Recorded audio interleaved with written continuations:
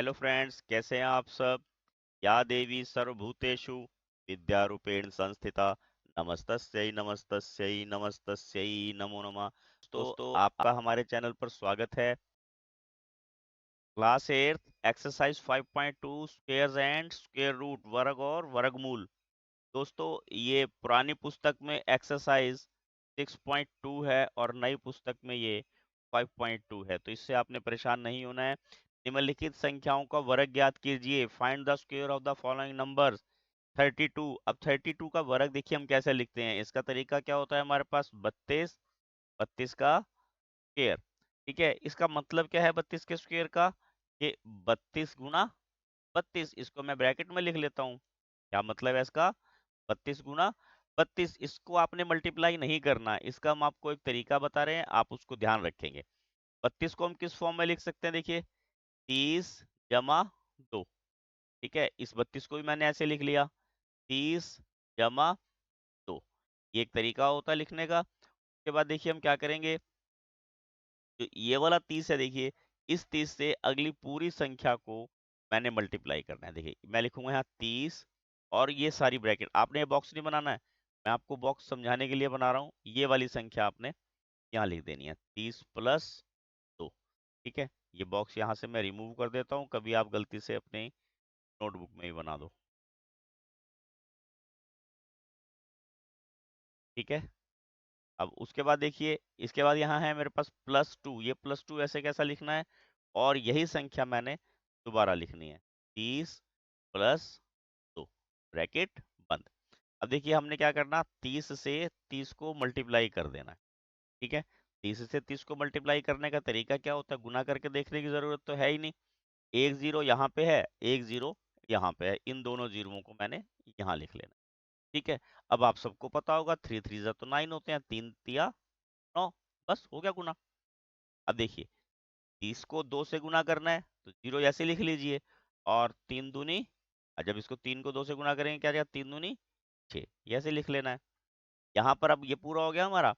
अब हमने क्या किया था, पहले 30 को 30 से गुना करा था, 900 आया था, फिर 30 से हमने 2 को गुना किया था। ये एरो नहीं लगानी है दोस्तों, फिर बता देता हूँ आपको। आपने इसको, मैं रबी कर देता हूँ इसको। और यहाँ पर देखिए मैंने इस 2 से 30 को मल्टीप्लाई करना है। ठीक है, 30 को गुना करना है 2 से, 30 की जीरो यहाँ पे लिख लेनी है, और 3 दूनी 6 यहाँ पे लिख लिया।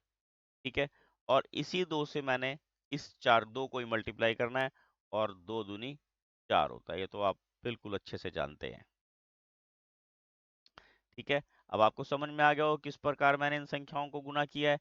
बस अब आप इसको जोड़ दीजिए। जोड़ने में लापरवाही नहीं करनी है, इकाई का अंक इकाई के अंक के नीचे आना चाहिए जोड़ने के लिए, और दहाई का अंक दहाई के नीचे। अगर जोड़ने में लापरवाही करोगे तो गलती हो जाएगी। देखिए ये 4 आ गया, 6 और 6 12 का 2, ये हासिल 1, 9 और 1 10। आंसर क्या आ गया हमारे पास, 1024।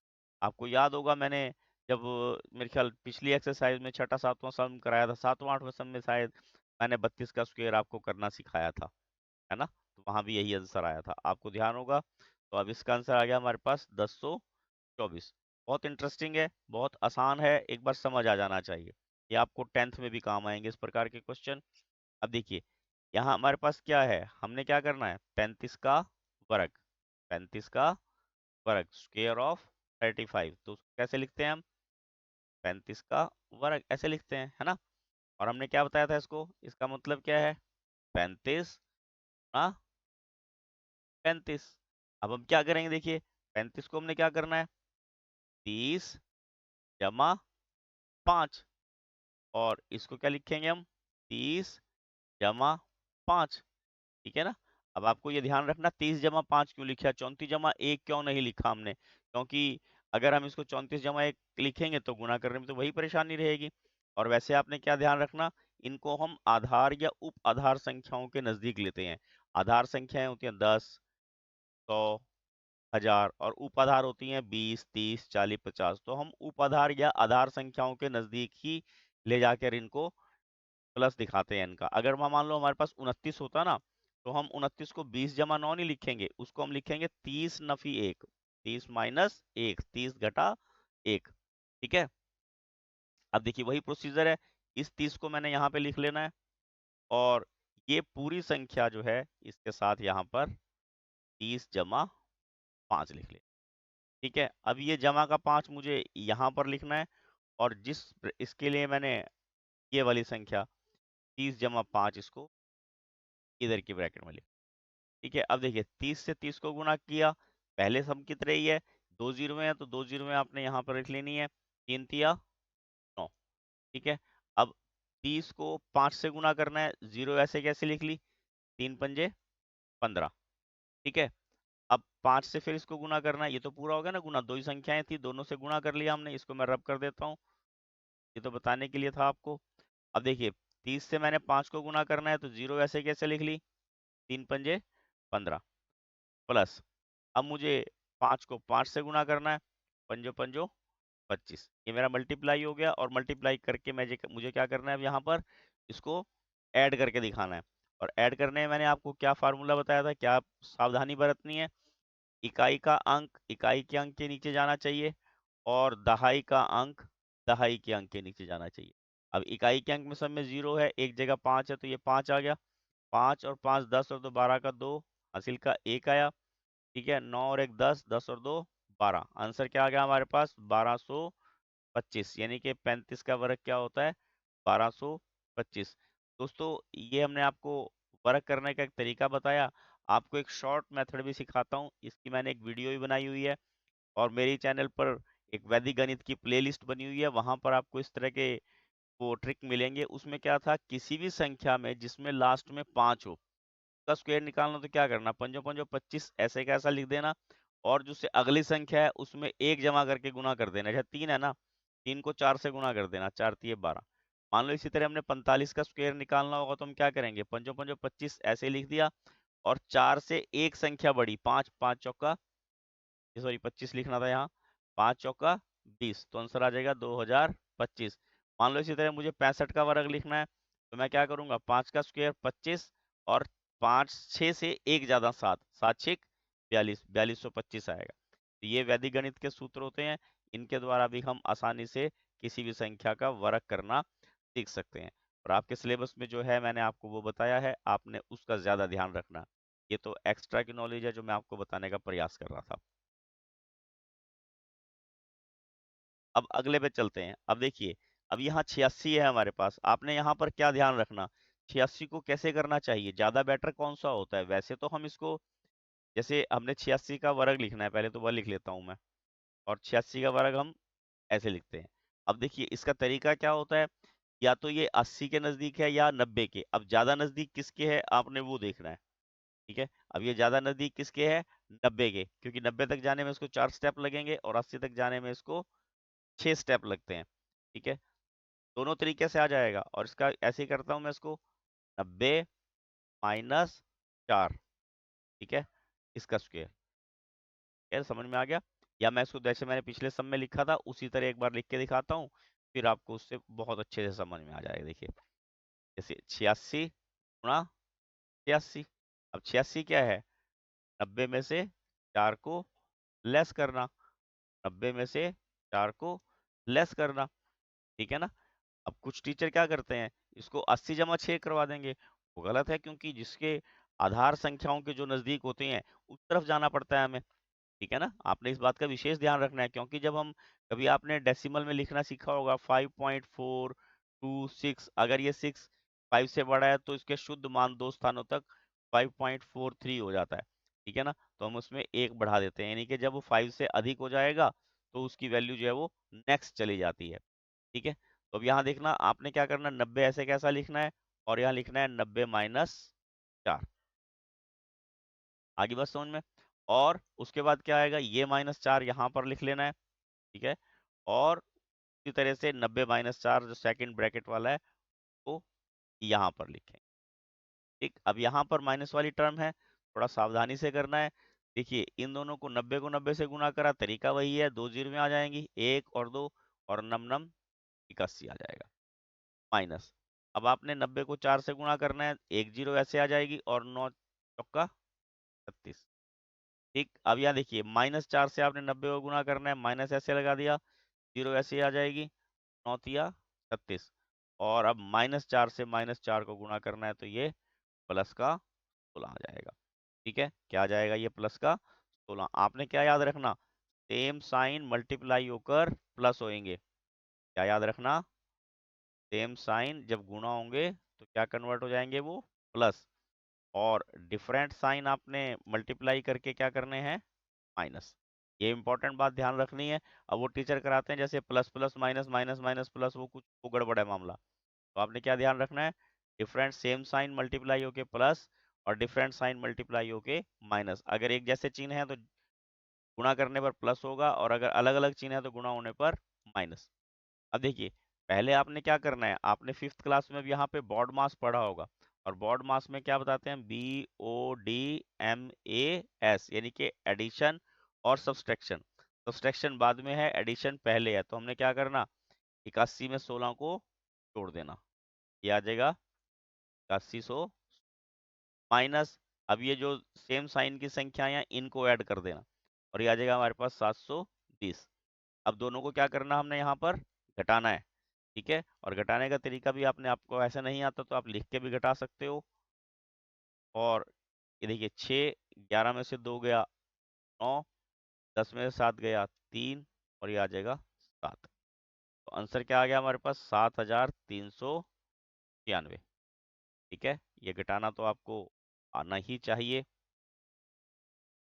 और आता भी होगा। तो ये हमारे पास यहाँ पर आंसर आ जाएगा। ये इसका थर्ड पार्ट था। अब देखिए, फोर्थ पार्ट में क्या बोला उन्होंने, 93 का वर्ग, स्क्वायर ऑफ 93। 93 का स्क्वायर मतलब, लिख देते हैं हम इसको। और स्क्वायर का मीनिंग क्या होता है, 2 बार लिखना है 93 को। ठीक है, अब जैसे पिछले सब में किया था, अब ये किसके नजदीक है, 90 के। तो हम यहाँ क्या लिखेंगे, 90 प्लस 3, 90 प्लस 3। और यहाँ पर भी 90 प्लस 3। ठीक है, अब हमने उसी तरह मल्टीप्लाई करना है। देखिए, 90 को 90 से मल्टीप्लाई करना है, तो जीरो में वैसे के वैसे आ गई। और नम नम 81, ऐसे भी कर सकते हैं इसको। चलो मैं आपको उसी तरह बताता हूँ, आप फिर पजल नहीं होंगे। अलग अलग लिख के भी दिखा देता हूँ, वो ज्यादा बेटर रहेगा, है ना।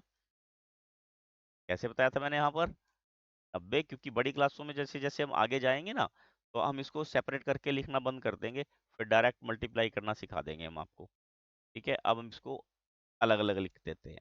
ये वाला 90 मैंने यहाँ पे लिखा, और ये 3 मैंने यहाँ पे लिखा, और ये 90 प्लस 3 दोनों के साथ अलग अलग लिख दिया। ठीक है, ये एरो मैं बार बार इसलिए मिटा रहा हूँ ताकि आप परेशान ना हो इससे।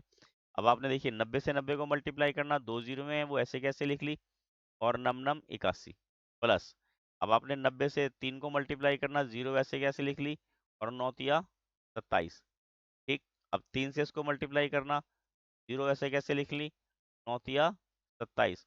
और 3 से 3 को मल्टीप्लाई करना, 3 तिया। अब मुझे नहीं लगता कि आपको समझ नहीं आया होगा, मैं तो समझता हूँ एकदम आपको पता लग गया होगा क्वेश्चन, कि आप सब इंटेलिजेंट बच्चे हैं, आपका दिमाग बहुत तेज है। बस प्रयोग नहीं करते आप, इसका तो फर्क मैं समझता हूँ।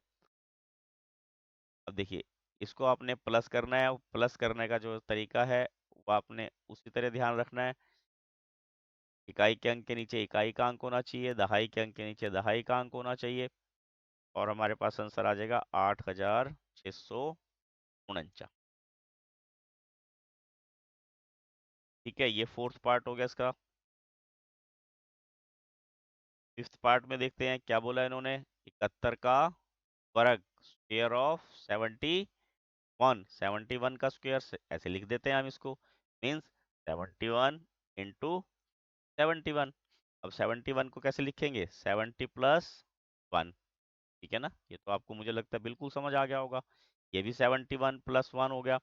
आपने उसी तरह इसको सेपरेट सेपरेट लिखना है और मल्टीप्लाई करना है। देखिए, 70 ऐसे कैसा लिख देते हैं, ये वाला हमने यहाँ पर कैरी किया है 70। ठीक है, और दूसरे वाली जो टर्म है वो यहाँ पे मैंने ब्रैकेट में लिख, ये +1 यहाँ पे लिख लेता हूँ, और 70 प्लस 1 यहाँ पर। ठीक है, अब देखिए, इसको इससे मल्टीप्लाई करना तरीका वही है हमारे पास। 2 जीरो में है, उनको वैसे का वैसा लिख लो, 7 7 49। 70 को अब 1 से गुना करना है तो आपको बहुत आसान लगेगा, क्योंकि 1 से गुना करके 70 ही आएगा। यहाँ पर भी आपने 70 से 1 को गुना करना, 70 ही आएगा। और 1 को 1 से गुणा करके 1। बहुत से बच्चे मैं देखता हूँ वो कॉपी में 1 गुणा 1 2 कर देते हैं। आपका क्वेश्चन बिल्कुल गलत हो जाता है। ठीक है, और ऐड करने का प्रोसीजर मैंने आपको समझाया है। क्या समझाया है कि आपने इनको इकाई के अंक के नीचे इकाई का अंक लिखना है, और दहाई के अंक के नीचे देखो ऐसे लिख देते हैं बच्चे, और ये गलत हो जाता है। ठीक है, तो आपने क्या ध्यान रखना, ये गलती नहीं करनी है। इकाई के अंक के नीचे इकाई का अंक होना चाहिए, और दहाई के अंक के नीचे दहाई का अंक होना चाहिए। क्या आ गया, 1, 14 का 4 80 लेगा, 1, 49 और 1 50। आंसर क्या आ गया, 5041। ठीक है, अब छठे सम में देखिए, अब सिक्स में क्या है, हमने क्या करना, 46 का वर्ग स्क्वायर ऑफ 46। तो हम क्या लिखेंगे, 46 का स्क्वायर। और 46 का स्क्वायर किसके नजदीक है, 50 के। ये भी ध्यान रखना, तो आपने यहाँ पर यहाँ हमने लिख लिया 46, और ये भी 46। ठीक है, इसका मतलब है 50 - 4, और यहाँ पे भी क्या आएगा, 50 - 4। ठीक है, आपने आधार और उप आधार संख्याओं का ध्यान रखना है, उसी आधार पे इनको हम लिखते हैं। ये 50 यहाँ लिख लिया, और ये आ गया 50 माइनस, और यहाँ पे ये -4 लिखा, ये आ जाएगा 50 माइनस, इन दोनों को मल्टीप्लाई करेंगे। देखिए 50 को 50 से मल्टीप्लाई करा, 2 जीरो में ऐसी कैसी आ गई, पंजो पंजो 25, माइनस 50 को हमने 4 से गुणा करना, 1 जीरो ऐसे आ गई है, और 5 चौका 20। अब यहाँ माइनस का ध्यान रखना है, -4 को 50 से गुणा करना है, डिफरेंट साइन मल्टीप्लाई होके क्या आएगा, माइनस। और -4 को -4 से गुणा करना है, सेम साइन मल्टीप्लाई होके क्या आएंगे, प्लस। तो यहाँ प्लस का 16 आ जाएगा। आपने वही ध्यान रखना है जो बताया था मैंने आपको, डिफरेंट साइन मल्टीप्लाई होकर माइनस आएगा, और सेम साइन मल्टीप्लाई होकर प्लस आएगा। और बॉड मास के फॉर्मूले के अकॉर्डिंग हमने सबसे पहले क्या करना है, ऐड करना है। ठीक है, माइनस वाला माइनस वाले के साथ ऐड कर देना, और प्लस वाला प्लस वाले के साथ ऐड कर देना। और जब आप इसको घटाओगे, आपके पास क्या आ जाएगा, 2116। ये हमारे पास यहाँ पर आंसर आ गया। इसका सेकंड क्वेश्चन देखते हैं। सेकंड क्वेश्चन में क्या दिखा बोल रहे हैं, ये देखिए, पाइथागोरस त्रिक लिखिए। दोस्तों पाइथागोरस त्रिक किसे कहते हैं, पाइथागोरस ट्रिपलेट। तीन संख्याओं का वह समूह जिनमें छोटी दो संख्याओं का वर्ग तीसरी संख्या के वर्ग के बराबर हो, ऐसे समूह को हम पाइथागोरस त्रिक कहते हैं। ठीक है, और वो क्या होते हैं, उसका जनरल फार्मूला क्या है, 2m और m² + 1 और m² - 1। ये हमारे पास, ये आपको याद रखना है, ये पाइथागोरस त्रिक के तीन जो हैं वो सदस्य होते हैं। फिर दोबारा बता देता हूँ, पाइथागोरस ट्रिपलेट क्या होता है, ऐसी तीन संख्याओं का समूह में दो छोटी का वर्ग तीसरी के वर्ग के बराबर हो, उसे पाइथागोरस त्रिक कहते हैं। अब हमें यहाँ एक मेंबर दिया हुआ है, बाकी मेंबर हमने निकालने हैं, तो हम हमेशा क्या करेंगे, इसको 2m के इक्वल लिख लेंगे। 2m = 6, और m = 6/2। कट कर देंगे, क्या आ जाएगा, 3। ठीक है ना, m की वैल्यू क्या आ गई हमारे पास यहाँ पर, 3। अब हम यहाँ पर क्या करेंगे, वो दूसरे उसमें पुट कर लेंगे, m² + 1 वेयर m is 3। अब क्या करना हमने, 3 का स्क्वायर + 1, 3 का स्क्वायर कितना हो गया, 9, 9 + 1 क्या हो जाएगा, 10। ठीक है, ये आपने m² था ना, तो m की जगह आपने m की वैल्यू पुट कर दी। और सेकंड में क्या है, m² - 1 वेयर m = 3। ठीक है, तो आपने क्या करना, 3 का स्क्वायर -1, 3 का स्क्वायर 9, 9 -1 8, -1 क्या हो जाएगा, 8। अब आपको सदस्य देखो कौन कौन हो गए, 6, 8 और 10। कौन कौन से हो गए, 6, 8 और 10। जो मैंने आपको पाइथागोरस त्रिक की बात बताई थी, उसको मैं यहाँ प्रूव भी करके दिखा देता हूँ। देखिए 6 का स्क्वायर कितना होता है, 36, और इसका स्क्वायर होगा 64। ऐड करेंगे कितना आ जाएगा, 100, और 10 का स्क्वायर कितना है, वो भी 100। तो हमने क्या कहा था, ऐसी तीन संख्याओं का समूह जिसमें दो छोटी का वर्ग तीसरी के वर्ग के बराबर हो, उसे हम पाइथागोरस त्रिक कहते हैं। ठीक है, तो जो भी मेंबर दिया होता है, तो हमने उसको क्या करना, 2m के इक्वल लिखना होता है। सेकंड में देखिए, यहाँ 14 दिया हुआ है ना, तो हम क्या करेंगे, इस 14 को 2m के इक्वल लिख लेंगे, वो आ जाएगा 14। देन m क्या आ जाएगा, 14/2 और m इज इक्वल टू 7। ठीक है, और सेकंड सदस्य कैसे निकालते हैं? m स्क्वायर माइनस 1 और एक निकालना हमने m स्क्वायर प्लस 1। अब यहाँ m की वैल्यू कितनी है? 7, यानी कि 7 का स्क्वायर माइनस 1, 49 माइनस 1 48। ठीक है, और यहाँ पर क्या करेंगे इसी तरह? 7 का स्क्वायर प्लस 1, ये कितना आ जाएगा? 49 प्लस 1 क्या आ जाएगा? 50। तो हमारे त्रिक के सदस्य कौन कौन से हो गए? 14, 48 और 50। ठीक है, 14, 48 और 50, ये हमारे पास त्रिक के सदस्य आ जाएंगे। नेक्स्ट देखते हैं, यहाँ 16 दिया हुआ, 16 को हमने उसी तरह क्या करना? 2m के इक्वल लिख लिया, वो 16 आ जाएगा। m is equal to 3/2, then m is equal to 8। ठीक है, और सेकंड में कैसे करते हैं? m स्क्वायर माइनस 1, और थर्ड में हमने क्या करना है? m square plus 1। m की वैल्यू कितनी निकली हमारे पास? 8, तो 8 स्क्वायर माइनस 1, 8 का स्क्वायर 64, माइनस 1 कितना हो गया? 3। और यहाँ पर 8 का स्क्वायर प्लस 1, 8 का स्क्वायर कितना हो गया? 64, 8 64 प्लस 1 65 आ गया। अब हमारे पास देखिए त्रिकोण के सदस्य कौन कौन से बन गए? 16, 63 और 65, इसका थर्ड पार्ट था।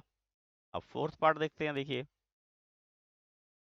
18 दिया हुआ है ना, तो इसको हमने 2m के इक्वल लिख लेना। 2m के इक्वल लिखा क्या हो गया? 18, तो m कितना हो गया? 18/2, m कितना आ गया?